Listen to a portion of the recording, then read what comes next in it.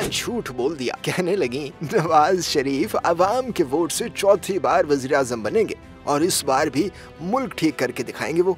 मरियम नवाज साहिबा, शायद आपको अपनी पार्टी नून लीग की सियासी तारीख मालूम नहीं।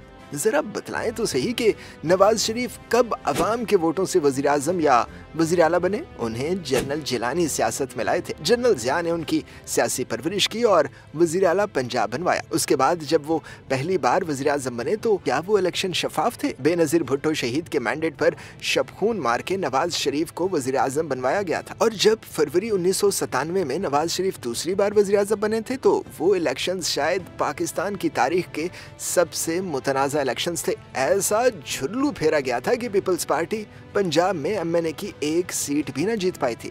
और फिर 2013 के इंतखाबात में भी नवाज शरीफ को वजीर आजम बनवाया गया था। उन इंतखाबात को जरदारी साहब ने आरोज इलेक्शन का नाम दिया था। उस वक्त इमरान खान इलेक्शंस जीत रहे थे, जिसकी गवाही चौधरी निसार अली खान ने भी दी थी, पर नवाज शरीफ को जितवा दिया गया था। और तो और वक्त से पहले ही विनिंग स्पीच ठोक डाली थी बड़े मियाँ साहब ने। मगर मरियम कह रही हैं कि अवाम के वोटों से चौथी बार वजीर आजम बनेंगे नवाज शरीफ। बल्ले भाई बल्ले। और मरियम साहिबा, 3 बार वजीर आजम बन के कौन सी दूध शहद की नहरें बहा दी थी नवाज शरीफ ने, जो वो चौथी बार वजीर आजम बनकर दोबारा बहाएंगे?